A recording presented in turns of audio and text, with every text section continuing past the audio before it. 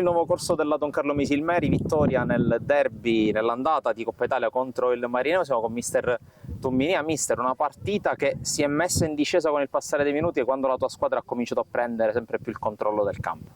Sì, abbiamo chiuso il primo tempo facendo 3 gol, quindi l'approccio della partita è stato superlativo.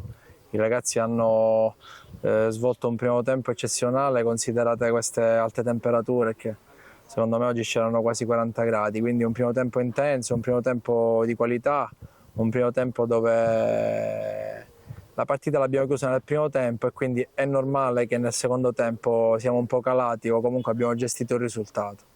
Ecco, un risultato che poteva essere ancora migliore. Naturalmente la sfortunata autorete di Mancuso non cambia nulla, però a questo punto può essere vista anche come un ulteriore allenamento in vista del 10 settembre, la gara di ritorno. No, dico, queste partite guai se le considerassimo come allenamento. Dico, a loro mancavano 2 giocatori importanti come Maggio e De Luca, quindi la squadra avversaria per quello che ho visto oggi è imbottita di giovani e quindi noi sicuramente siamo arrivati ad un passo anche da fare qualche altro gol. Mi dispiace che non hanno segnato Raimondo, Lucera e Federico Matera, però sono stati bravissimi anche a fare segnare gli altri compagni.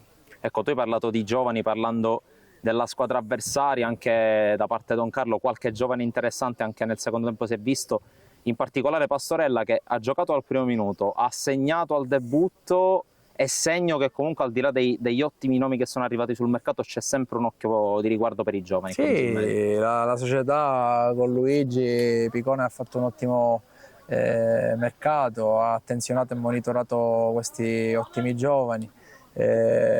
Pastorella va gestito, è un talento, ha fatto un settore giovanile importante e oggi tra l'altro ha fatto un grandissimo gol chiudendo un'azione ben manovrata dai compagni, quindi siamo contenti anche di Peppe Romano, da chi è subentrato, da Caracappa, Virzì, De Caro, Gerfo, quindi c'è una buona base in virtù della stagione scorsa